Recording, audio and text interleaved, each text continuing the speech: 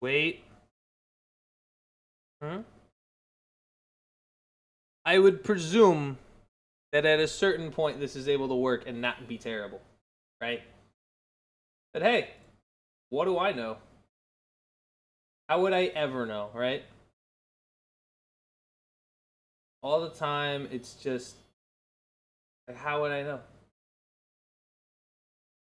I don't know how long this was. Okay, that comes up. I see this now. If it's only one, then I'm like, okay. That's standard. It's really only one, huh? Okay. You know what? It is what it is. We'll have to put up the short. Well, you know what? You know what? It's fine. Don't even. As many people have once said, don't even trip. We're gonna delete this one. Boom. And look at that. Now we're back. Oh, I'm getting started. Ladies and gentlemen. That was a pain. Thank God that's over. I guess for the meantime. I don't know, because of course this kind of crap happens all the time. And it's been happening with fair consistency. I don't know why this is doing what it's doing, but you know what? There was the one time. I guess maybe they have to be different like titles, but I don't know how it got. I have only gotten it the one time to stream both at once. And it's so aggravating. One of these days I'm going to figure it out and not feel like an unk. There's a lot of stuff going on today. I had one of my former sons, one of my boys, Deandre Ayton, saying some interesting comments to his fellow Laker friends and I guess teammates, which is going to be interesting to talk about because I have a lot to say on that. I have a lot to say on how I feel about Deandre and comparing himself to Clint Capela. So that's number one. That's going to lead off today. And then I'm going to be talking, and not so much Combine. I know Combine is going on right now, but to be honest, I haven't heard anything crazy. And talking Combine is just kind of, like, talking Combine is great and all, but it's just not, it's not the same headline because every time I go into the Combine, everyone wants to hype up like these Zach Wilson types. And it's just not, it's not going to be a massive headline. I think it's also not the same because it's just not a stacked QB class. It's very hard to, if it's never like a large quarterback class, it's very difficult to get involved in the Combine, especially because a lot of guys really stopped participating in it. It's really lost a lot of its luster, especially after like probably COVID. It just never has really felt that kind of level of luster, at least in my opinion. But that was the main one. I want to talk a little Malik Willis action. I know I got to get into that. There was, oh my gosh. There was just a lot. Okay, there's Malik Willis, Deandre Ayton. There's a couple, there's Jermaine Johnson. That was a big trade. I remembered that. There was a Jermaine Johnson. Then I got to talk, the other one I want to talk about was Kyler Murray and his release from the Cardinals. All that's going to be, kind of getting into along with those free agent updates. That's going to be kind of a larger section, but I gotta get yapping about this Clint Capela guy, who I gotta say, of all of the understanding about this with this Clint Capela DeAndre Ayton nonsense. First of all, let's put this in the major context. The quote was, "I'm not no Clint Capela." They're trying to treat me like Clint Capela. I'm not no Clint Capela. That's what DeAndre Ayton said in the locker room to his teammates, or that was leaked. Most stuff also, by the way, that stuff usually doesn't get leaked unless someone usually wants it leaked. So my guess is probably one of DeAndre Ayton's people or somebody within the Lakers organization wanted it leaked, and it's now leaked. So first off, let's break down that statement. I'm not no Clint Capela. First of all, you don't need the double negative. That's just a pet peeve of mine. Secondly, no duh, you're not Clint Capela.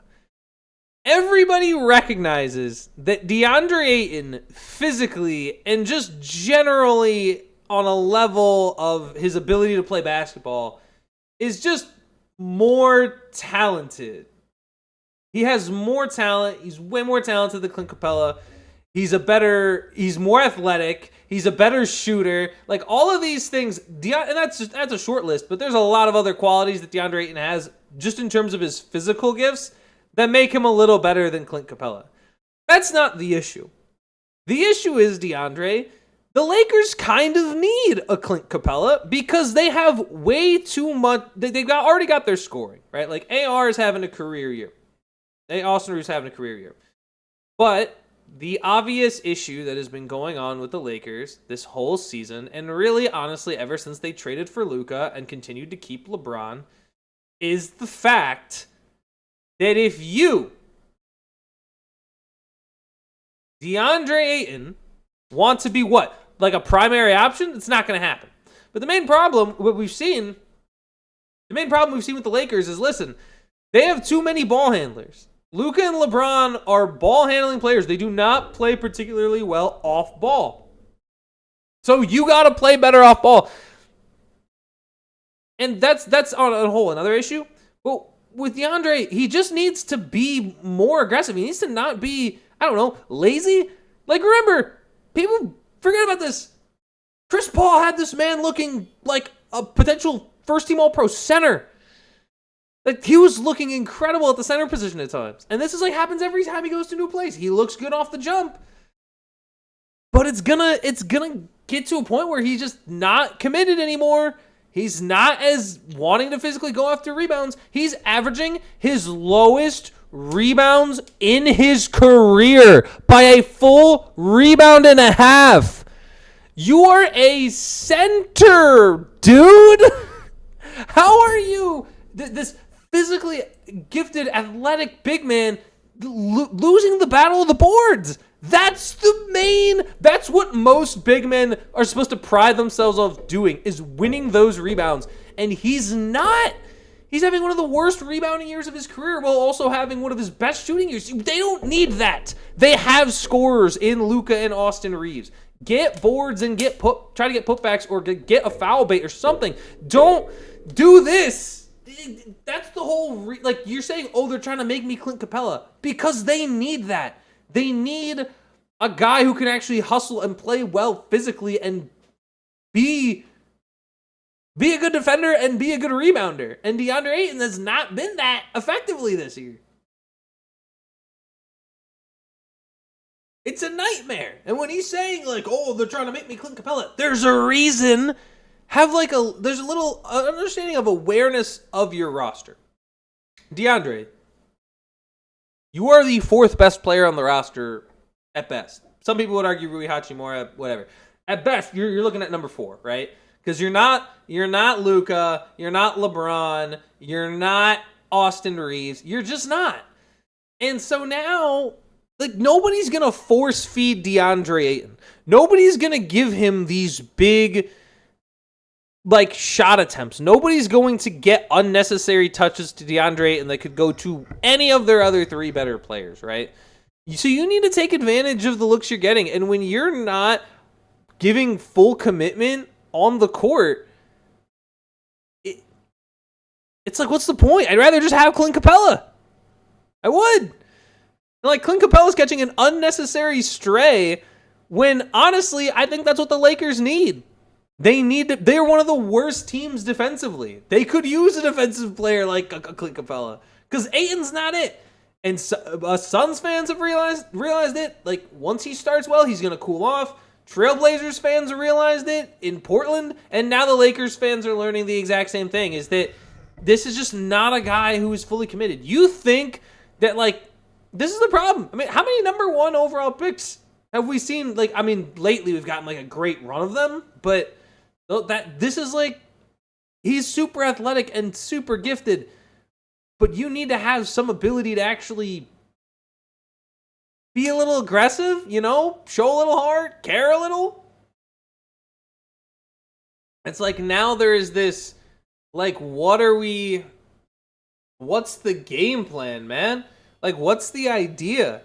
Is it to do anything? Because I'll tell you right now, it doesn't look like you're doing much. So what's the idea, right? I don't know. It doesn't make sense to me. It doesn't make sense to me at all. And listen, I want it to make sense, but it doesn't. It just does not. You have to be able to play better at that level. You have to care. You have to be able to fight. You're the fourth best player on the team. You're not going to be the number 1, number 2 option most nights. I'll tell you what, if Deandre Ayton was able to get his rebound numbers up, then we have a different story. But if you're a big man and you're not averaging, and you're starting big man, I'll emphasize that, and you're not averaging double-digit boards, pack it up. Pack it up. What do you do? What do you do? What do you do? It's a nightmare. It's a nightmare, and there's no excuse for it. There's absolutely no excuse for it, and I can't not see that.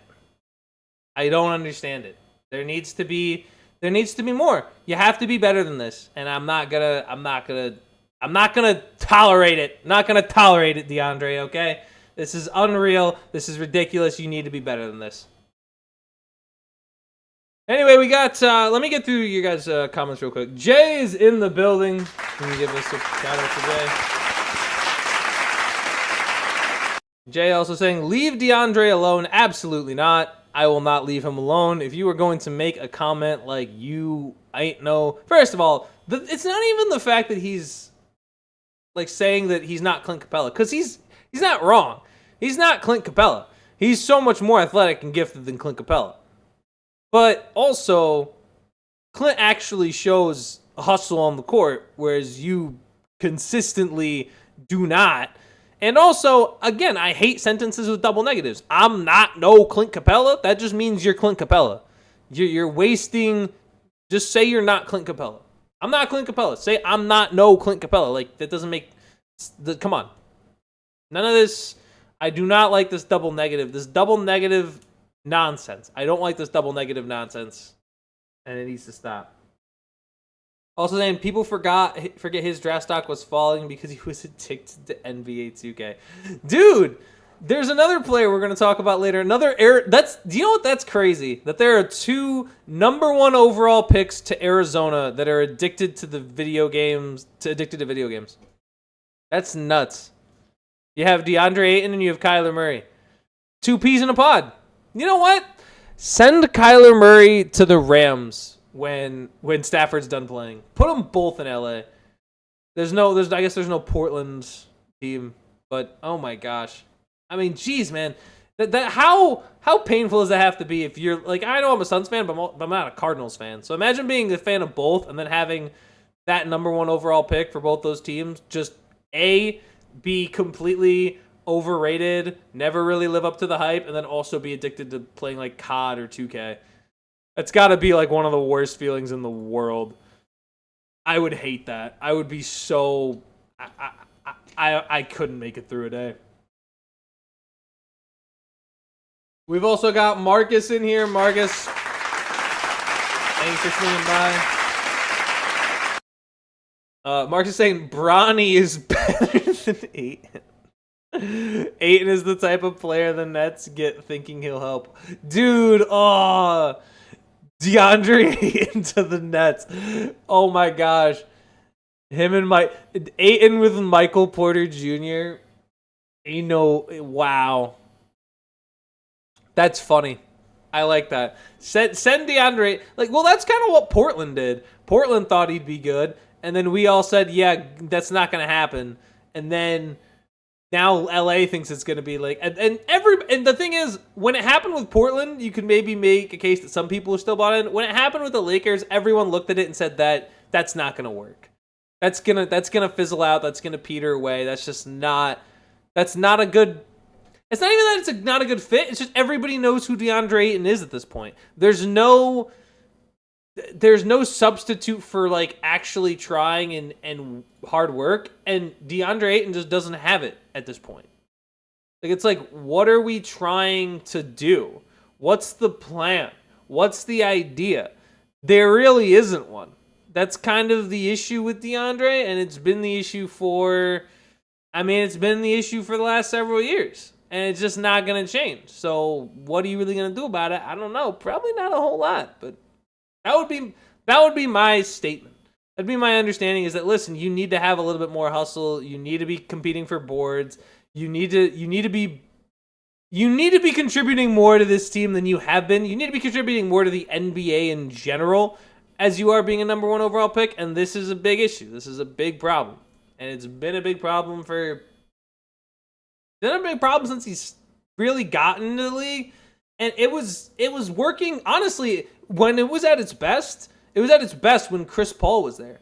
Because Chris Paul was the ball, when the Suns had a ball handler and everybody had their role. Like, nobody tried to do more than their specific role. It's why they were actually able to get to a title. Everyone had a role to play. Like, I remember Jay Crowder inbound pass to Deandre Ayton to beat the Clippers in the playoffs. That was amazing. And honestly, that's where Deandre Ayton peaks. Yeah, everything past then has just been downhill. That's when he peaked. It's been gone. It's not the same. I've seen Frank Kaminsky on the Suns play with more hustle effort than Deandre Ayton at times. Like, it's just, come on, man. Mark is also saying the league needs more Ben Wallace and Dennis Rodman-like players. Know your role and do it. 100%. Yeah, I was like that. I think right now, especially when you're the idea, especially with like number 1 overall picks, because for example, with another number 1 overall pick like Zachary Richichet, like, dude, like, to be fair to him, that draft class never really had a number 1 overall pick. But most of these players that get drafted super high, the expectation is that they're going to be superstars. Hardly any of them ever are. In fact, I would argue there are usually more superstars in the 11 to 19 range of drafts than there are in the 2 to 9 sections of drafts. Just because I think there's a way, because how many, I feel like there's so many stars that get drafted in the teens of that first round that do exceptionally well and overperform where they're at, versus those high-end first-round picks usually just fizzle out and aren't good enough because you're asking them to be so much more than they're really capable of. That's not a bad thing for a first-round pick to be able to fit on a team and play a role and be a role player on a good team. Because you ask one guy to be the next, not even LeBron, if you ask him to be I'm trying to think. Even if you ask him to be like Denny how do you say it? Advija? You ask a guy to be like a Denny or I don't even know, you know what? Stop asking guys to be like Giannis, these. Well, I guess Giannis is not the same because it's more of just having that physical specimen of that kind of body. But stop asking guys to be. Ask guys to be Jordan Poole. If you ask guys to be Jordan Poole, you're fine. You're fine. That's a good benchmark. If he's not Jordan Poole, then yeah, you can move off. Just have him be Jordan Poole. Right? Get that guy. Mark's also saying the later picks franchise know how to develop players. The ones picking up top organizations that are are bad. Yeah. No, 100%. Those, and this happens in the NFL too. Those higher end organizations picking at the top have been run by awful owners for years that just do not know how to hire people, and so as a result, that's part of the big issue with honestly with tanking, is that because it's the only way to get good, owners will tank and then have no idea who to hire, have no idea who to draft because they don't actually know what they're doing. So. And it sucks because those owners never leave. That's the one thing. If you have a team with a bad coach or a bad player or someone who's just really bad, they can always trade them or move them or fire them. Having a bad owner's got to be one of the worst things in sports. If you're talking, obviously the Jets owner comes to mind, but if you're looking at the Kings for they're just Kings, I think come to mind. I'm trying to think, they're like the Pirates. If you just have a bad Raiders also now at this point, if you have a bad owner, it's just so hard to actually be able to do anything. There's no way to get any sort of momentum. And it's terrible. And you end up just being in poverty for basically forever. There's no way to escape it. There's just no way to leave it. Ugh. The darn shame. I saw something else interesting where if your team really doesn't like care about you, like if you are a Jets fan or if you are a Raiders fan, it makes sense to switch teams. But I don't know. I'm not really a big fan of it. I always feel like it makes it really weird because I'll have those people, like for example, like let's say in 5 years if the Jets were good and you had somebody who used to be a Jets fan switch teams and then come back to the Jets, like okay, hold on. I don't know. I feel like that's a little weird, but there's a lot of debate to see if that's like actually like become an argument now at this point with how bad ownership has gotten. Where it's like, yeah, you can leave a team if they're really treating you poorly. But anyway, moral of the story: Deandre, and get it together, man. Come on, get back out on the court, show some effort, show some hustle, and then I won't have to talk about you trying to say you're Clint Capela. Like it was just. I can't believe he even said that. Like, dog, why even take the dig? You're gonna get clowned on. You just are. You take another player that had nothing to do with what you're doing. You're gonna get clowned on. That's what it is. And in general, one more thing before I move on, I guess, from the Lakers. They need to. As crazy as it is, LeBron can't stay in LA anymore. If the Lakers are going to be like, because here's the thing. It's not It's definitely not LeBron's last season. He'll probably play next year. Because if it was his last season, there's going to be like a massive farewell tour when LeBron inevitably retires, right? So this is not his last season. That's number one. Number two, oh my gosh, voice crack. Number two,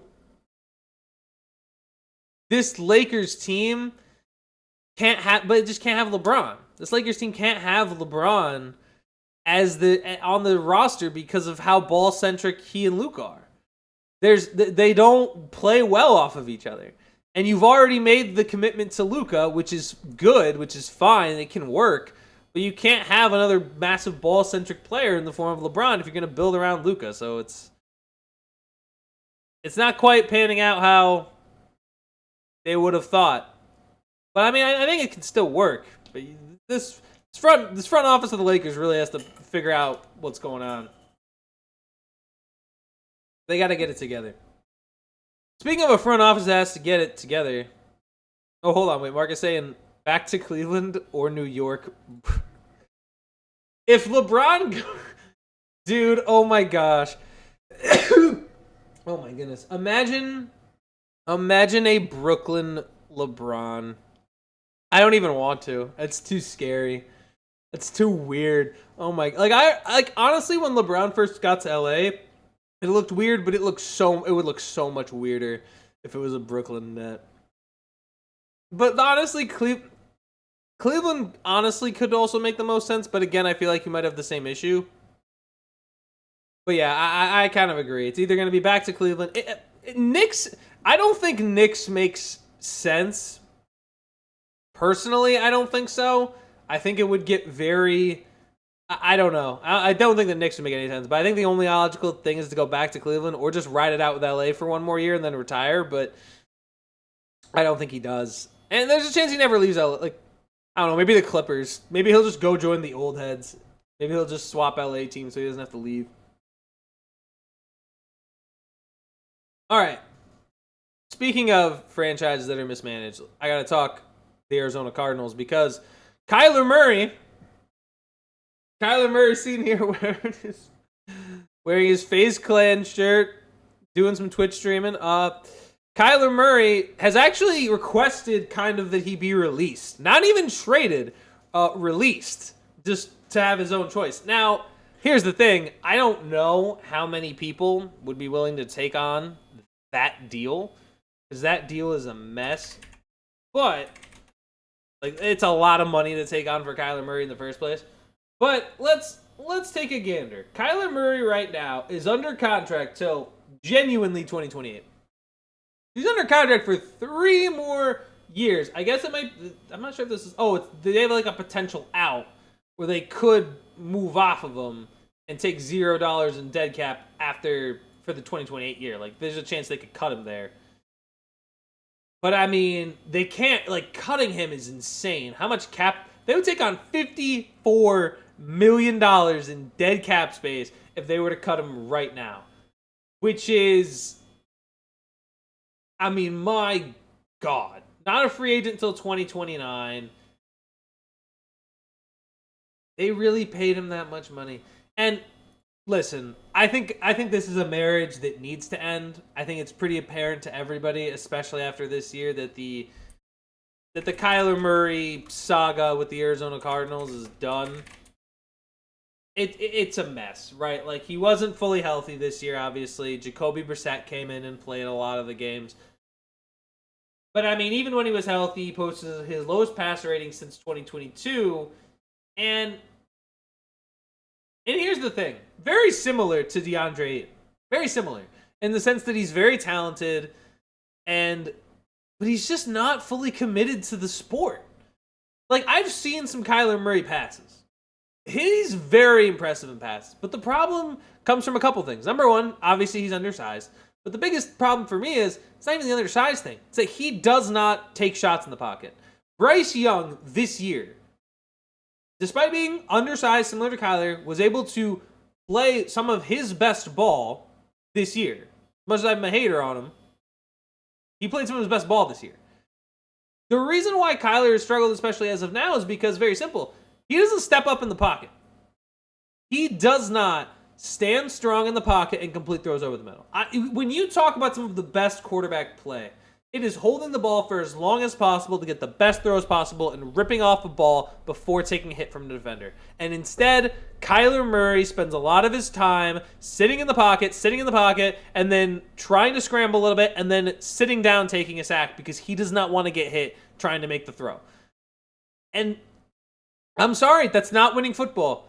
For a quarterback who, you have to understand, you have a certain responsibility. And I think a lot of quarterbacks earn a lot of respect from both, not just defenders, but also their own offensive players for taking those shots to put them in position to get those completions, right?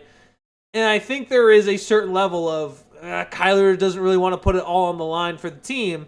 And it's happened. They've only made the playoffs once since he's been there. They got absolutely rocked when they did. It's just lost so much of its luster, and I think again, you have to remember, this is a number 1 overall pick. This is not like a third-round guy that was surprisingly good and has fallen off. No, this is a guy who was supposed to be the guy for the Cardinals. It just hasn't been the case. Now he wants out. If I'm Arizona, I kind of want out of this too.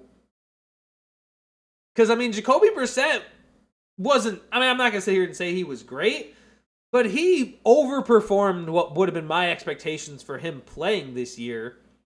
And you got some evaluation of your talent. Trey McBride, is still probably one of, if not the best tight end in the league right now. You've got, Michael Wilson coming out of nowhere and playing some good ball, right? So, and of course, Marvin Harrison Jr. not on the same page. But listen, if you're the Cardinals, this is kind of a done thing. Like, I would be done with Kyler Murray. I would move him. And then if I'm looking anywhere else for a quarterback, I don't even think Arizona should be concerned. Like, they're gonna basically have like a freebie, or they're not gonna be particularly good whether they have Kyler or not. And then if I'm a team who wants Kyler, who would really want to take that on? There aren't many teams I think should. Because right now, the quarterback market's not... There's only one team that I think needs a quarterback and has a roster that can win now. And that's the Vikings. There really isn't any other roster in the league that needs a quarterback and can win now. There just isn't. That roster doesn't exist. Like, people would say, well, what about the Colts? Do you really buy that, though? And then even then, I think the Colts are interested in probably keeping Daniel Jones. Cleveland's not ready to win now remotely. The Steelers are probably locked into bringing Aaron Rodgers back, especially if they're going to hire Mike McCarthy. Miami's nowhere close. Jets are nowhere close. Raiders are probably taking Mendoza anyway. Where does that leave Kyler? Are the Vikings really going to take a shot with Kyler Murray when I think they have a much better option that we'll talk about later? I don't know. Where would he even go? Who would take him? Who would want him at this point? I don't know. Maybe the Raiders could take him and just have him be a bridge guy and sign him to cheap, but nobody's interested in Kyler Murray. He hasn't been fully healthy in a while now, in quite a bit of time, and even when he has been, he hasn't particularly been wowing anybody. And now here we are with just, I mean, what? With what? With what? What does he provide? Nothing. He doesn't provide anything. It's a moot point. There's nothing that he can give. I know a lot of people are saying, let me actually, you know what? Let me see what other people are saying about this.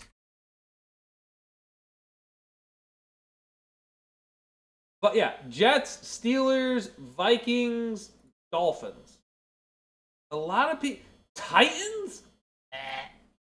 Ain't no way we talking Tennessee. Nobody wants to see Kyler Murray start over Cam Ward. It doesn't make sense. Nobody would want that. Titans fans don't want that. It just shocks me that somebody who, as a number 1 overall pick, showed flashes of being very good, and then it's like a joke. Every October, new COD comes out, Kyler Murray's just done. Like, there's just, forget it. It's over. New video game comes out, see ya. Bye. Dipped out. Checked out. I gotta hop on the screen, dude. It's laughable. It's just not okay. And I don't think, if I'm any team in my right mind, I'm not bringing him in. Whether I'm a bad team or a good team. Because if I'm a bad team, what am I doing with Kyler Murray exactly? Like, what's he contributing on the Jets? The only place, honestly, Miami. That's the only place, and I don't even think they'd want to do it. I think they're more in the Malik Willis sweepstakes as well. Like, it's crazy in 2026 that by far Malik Willis is more of a viable option for your team than Kyler Murray. You told me that 3 years ago, I would have said, "Are you crazy? Are you nuts?" And now I'm like, well, wow, it's real. Oh, we're not 3-2 because I don't think even 3 years ago. Well, I guess 3 years ago he would have been coming off like his rookie deal, but still, or just entering the league rather. But there's no right headspace to me. I mean, and if I'm Kyler, the only place I think he'd want to play is probably Miami. That's just my 2 cents. I would imagine it would be Miami. Maybe the Jets. But I mean, it's not going to work. He's not going to be able to stand and take hits in the pocket. He's going to collapse when he gets any pressure in his face. It's just, it's upsetting that it's gotten to this point, because there were moments where Kyler Murray was very enjoyable to watch. Like, it's frustrating because, again, similar to Deandre Ayton, you see the talent level. You see the talent level in this kid. But it's just, not all of it is being committed on the field. We all know that based on the fact that I'm looking at this picture right now. Like, the fact that this picture even exists, and it's the one I'm using, says a lot about who Kyler is. So, if I'm Arizona, it's going to be tough to get it done, but I would cut the cord, because why go into 2026 again with Kyler Murray? It would be, like, legit, this past season was year 6 of Kyler Murray. It's over. There's nothing more to gain. Send him out into the wasteland. Send him out in the abyss. It's done. Now, after Kyler, there's the actual quarterback that everyone's intrigued with, and that's Malik Willis. Malik Willis is by far... I like Malik Willis, but I think 100% he's being overrated in the market. I think 30 million AAV is what we're looking at for Malik, right? Like 30 million average market per year, which, to be fair, is reasonable. At the same time, for Malik Willis, it is a wildly small sample size. It is a wildly weak quarterback market, so it's probably that's part of the reason too. And when looking at it from any perspective, I'm still shocked that they think he's like the best free agent, like better than like George Pickens even, which is, I mean, Pickens probably won't be. He'll probably be tagged. But for Malik Willis to go out and hit the open market, it's going to be interesting to see what teams want him. Because there's a lot. There's a lot of teams that I think definitely have some intrigue. I know Pittsburgh's been floated around.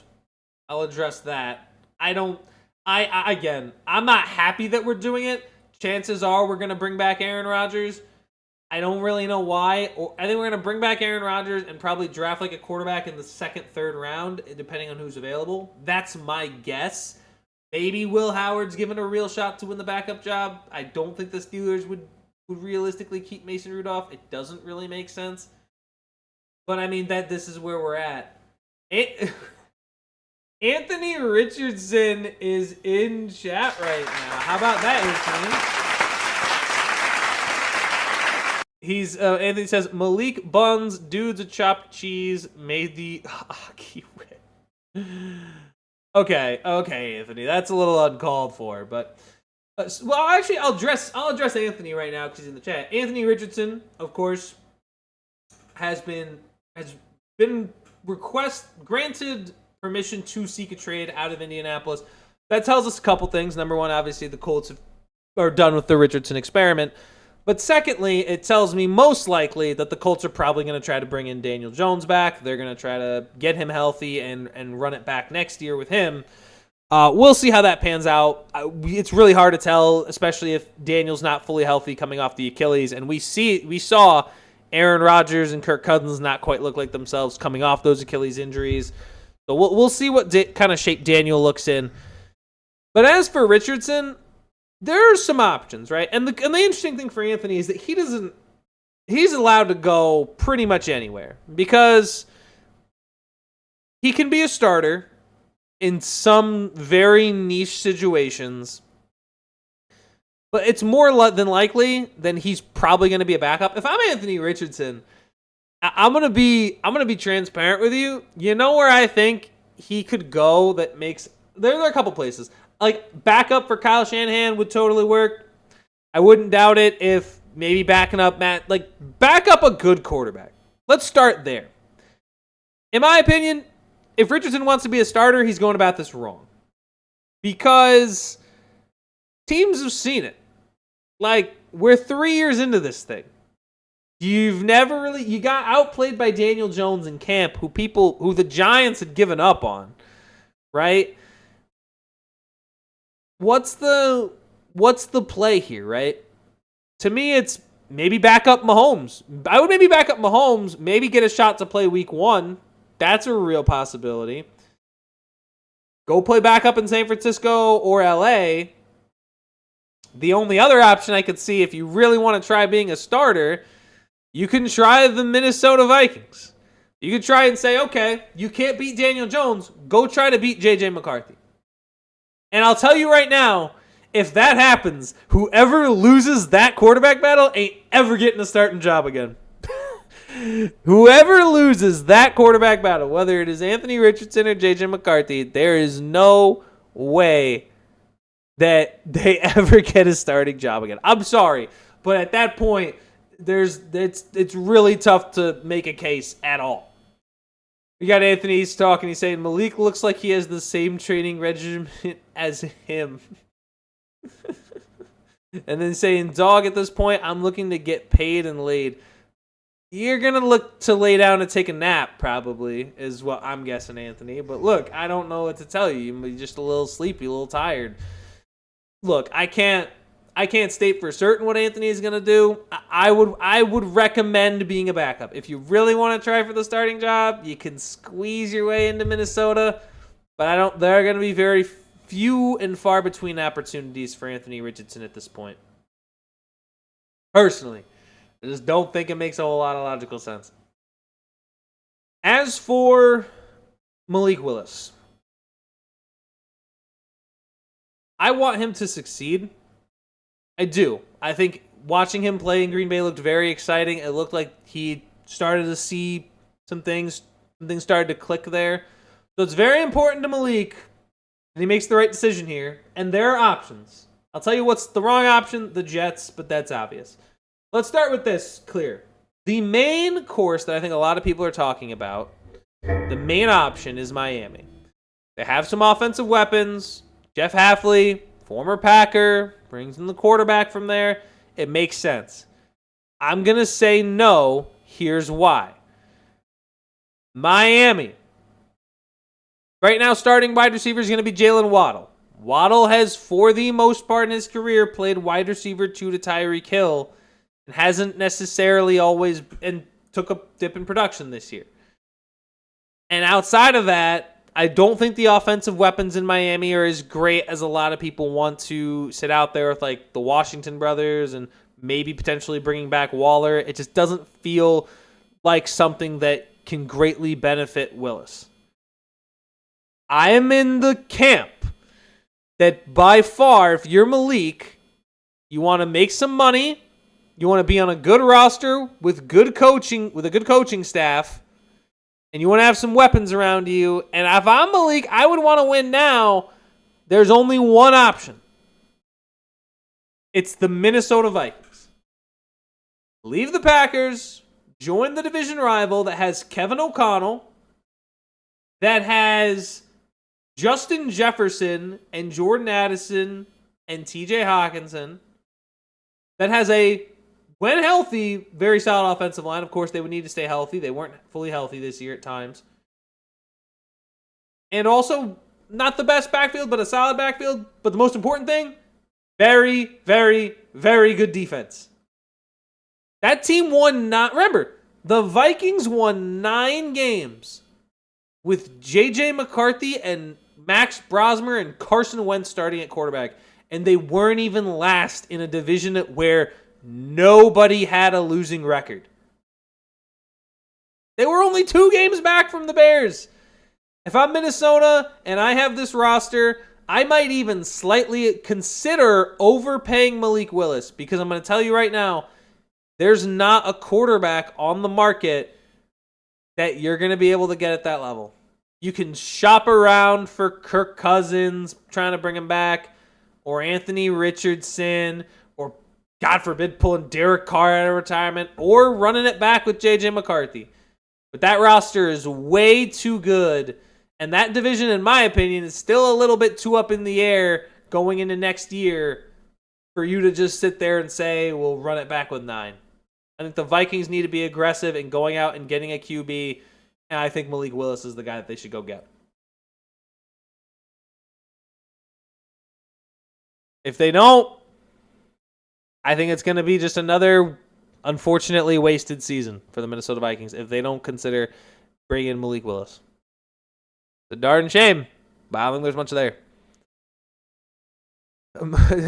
For everything said about me, I ain't Jamarcus, so there's that. Honestly, Anthony, if you were the number 1 overall pick, there's a very good chance you basically Jamarcus. Listen, there's so much. I really hope he can figure it out, because I hope Anthony Richardson can figure it out. I really do. The kid's got a body. He can run. He's got an arm, but you gotta be, again, today is like the athletes that really need to just try a little harder day. Like, we've been talking about Deandre and Kyler Murray, and now we're on Anthony Richardson. Like, all of them are super talented. They have uber amounts of talent, and yet they can't put it all together. Come on, guys. Figure it out. You guys are professional athletes. You guys get paid to do this. Figure it out. Let's get it rolling. Let's get it rocking. Last thing, I might be a little early today because I only got 45 minutes in. I had some issues setting up the stream, so I might be a little bit of a shorter stream. But I do want to get one other little thing discussed, and that is the trade. Our first trade of the proverbial offseason, of course. Of course, things won't be official until the start of the year, but the Tennessee Titans and the New York Jets have made a trade. Jermaine Johnson II is heading to the Tennessee Titans for T'Vondre Sweat. It's a very rare player-for-player trade. And I was talking with a couple of Jets enthusiasts. I've been looking at, I've heard some Jets discussion about it. Not happy with Jermaine Johnson being traded, which I'm gonna take, believe it or not, I'm gonna take the sides of the Jets on this one. I actually think this is a pretty neutral trade. I don't think it was a huge winner or a huge loser. I think it was pretty fair based on what we're seeing from both of these guys. So, let me start with the perspective from the Jets.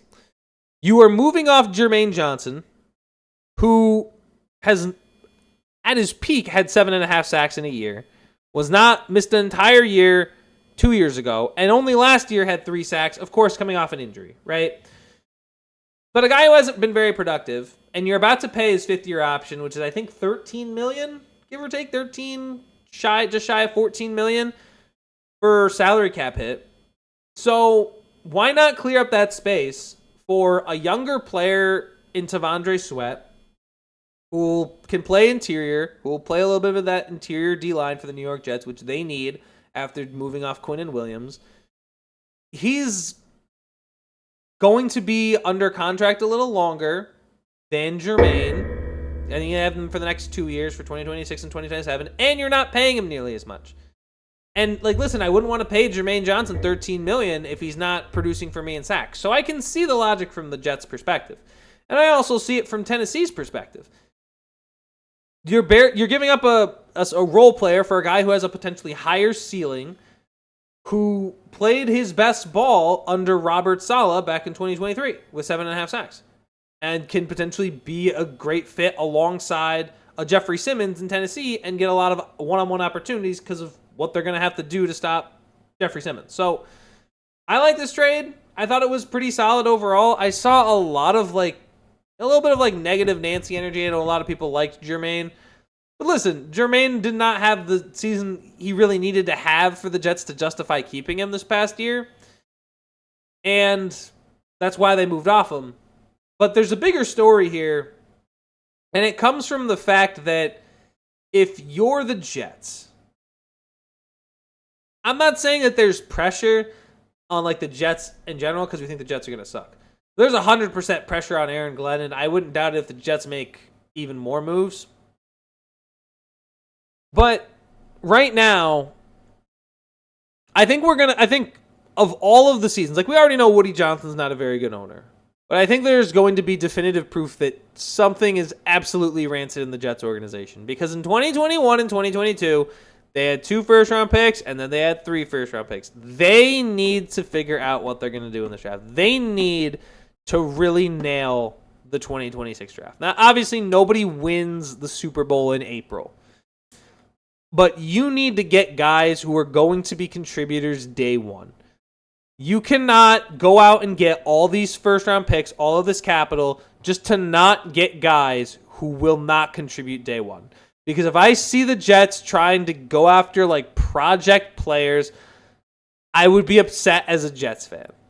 Not that I am one. How could I be? I never could be. Don't catch me with that. But if you're New York, you can't be sitting here going after guys that might pan out. You need to get blue chip guys that are going to contribute right away. Because Aaron Glenn, listen, this is what happened with Saleh.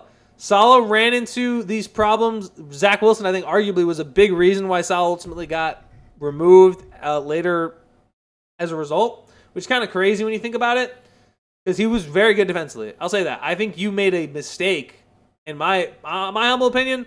I think you made kind of a decision they had to make, but I personally think moving off of Saleh was not the right move. And now you're in a position where Saleh's now with Tennessee Titans. If the Tennessee Titans turn it around and look better than the Jets, Aaron Glenn is canned. Doesn't matter. It doesn't matter. The Jets could be slightly improved, and if the Titans are better, it's done. It's done.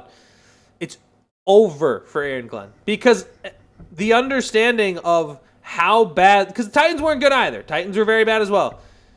If the Titans find a way to be more improved in year 1 of Robert Saleh versus the Jets in year 2 of Aaron Glenn, Aaron Glenn loses his job again, and then all of a sudden you're going in to a very important draft with 3 first-round picks, and you need to nail coach. And what you could have done was just moved off Aaron Glenn and figure out your coach now to build a plan for multiple years. Because right now, I think Aaron Glenn's job is going to be on the line from right now when we're talking at the end of February to all the way to September to October, November, December, and what that Jets record looks like compared to other teams who have hired coaches this year. It's going to be concerning. It is going to be concerning. It is going to be a problem. So, just letting you know right now, Aaron Glenn, you got to figure this out. You have no choice but to get better. If this Jets team looks remotely the same, there's going to be massive issues. There's going to be massive things to be discussing and things to talk about. It's going to be an issue. They got to win more. They have to win more and they have to be better. And it's why I would argue I don't know what would happen.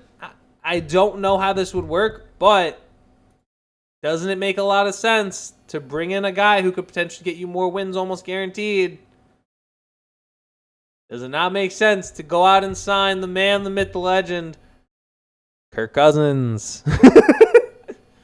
It's kind of a joke, but in all honesty, you going to look me dead in the face and tell me Justin Fields or Tyrod Taylor is better than Kirk Cousins right now? Kirk Cousins would have gotten the Vikings. That was another name that I thought the Vikings could have gone after, but honestly, if Malik Willis is there, they got to go get him. But, I'm not paying Malik Willis $30 million after making the mistake of paying Justin Fields, because Malik Willis is going to struggle on the Jets roster. It's just a bad roster. But Kirk Cousins, he's seen worse rosters. I imagine he can figure something out. I imagine so. Get at least a couple more wins to try to save Aaron Glenn's job. That's basically what he'd be brought in there to do. But depends. Do you want Aaron Glenn? Do you want him around? That'd be the real question. Hold on, I see Anthony Richardson talking. Saying, his name, Jermaine, Mama couldn't name him Michael, a real fan of mediocrity. Michael Johnson. Mike Johnson? Is that just, you'd rather have him be named Mike Johnson than Jermaine Johnson? I mean, I guess. There's already a Michael Johnson defensive end playing on the Bengals. If you have ball knowledge, y'all would remember Michael Johnson. But, I don't know. The real Mike Johnson. The real Michael Johnson. Oh. All right. It's 8 o'clock. It is 8 o'clock here. I know it's only 52 minutes in, but I don't have too much else. It wasn't, for me, it wasn't a super heavy week.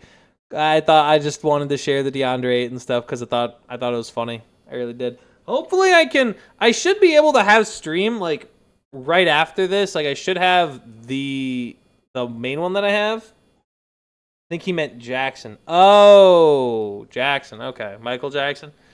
Yeah, but I mean, it's not Jackson, man. It's Johnson. I mean, how you're just going to change your whole last name? It's all right, honey, his name's Jermaine. Wait, why can't his name be Michael? Michael Johnson? What about it? No, Michael Jackson, but our last name's Johnson. Just imagine that conversation in the delivery room. Oh. Regardless, I really want to get the Deandre Ayton stuff off my chest because that was insane to me to see. I'm not Clint Capela. I'm like, yeah, you aren't. That's what's upsetting, is that you could be so much better. But Michael Jackson and Jermaine. Oh, Jermaine Jackson. Oh, I see. Now I get it. But I mean, even then, it's not Jackson. Jermaine Jackson, I guess. But I mean, Michael Johnson. We're just going to change the whole thing, man, Jay. We're going to change the... that'd be man, why'd they name me Philip White? They should have just called me Jack, and then changed my last name to Black, so my name's Jack Black. I don't know. Maybe I'm just tripping, but I don't know. It's been a long, exhaustive day. I'm gonna. You know what, guys? You know how I always say I'm meant to do a Saturday stream and then I never do it. I'm gonna do a Saturday stream this weekend. I'm gonna try some Minecraft. I might just put it up on the YouTube Shorts just to get people in the thing, but I might try to set up. I might be playing some Minecraft this weekend because I have some stuff I want to build, and it might be an extra long stream. So I might have Minecraft open and just build, man. I'm feeling a creative energy in me, and I want to get out and get a little gaming back on these weekends. So that's what I'm planning on. Hopefully it's not hopefully I'll have that opportunity to be able to do that this weekend. But I appreciate you guys for tuning in. I'm sorry I felt a little out of it today. I was not on the same usual level that I was, but I'm hoping to be back and better Monday. And then I don't know. Hopefully there could be something big. I promise this time I will go and do some stuff live Saturday. I don't know for how long, but I know I will try to do some Minecraft stuff. Build a football stadium. Jay, I think I might. I might have to get a football stadium. We've got a big wheat field. We're gonna put it all out on make a giant one. We're gonna make a big giant football stadium in the savannah. It'll be in Arizona basically. We'll just make the Cardinals Stadium. That's what we'll plan on doing. But again, I appreciate you guys for showing up, for tuning in. If you're here, make sure you always leave that like button, repost, share, copy, paste, save the watch later. Every single button, you know what to do. Spam them. Get them spammed, get them clicked, get everybody, get that algorithm in. Get that algorithm in so it knows that more people got to watch, man. To get them all going. I hope you guys had a good time. I will see you guys this Saturday. Promise. There'll be some Minecraft for you, so I'll be building. Catch y'all later.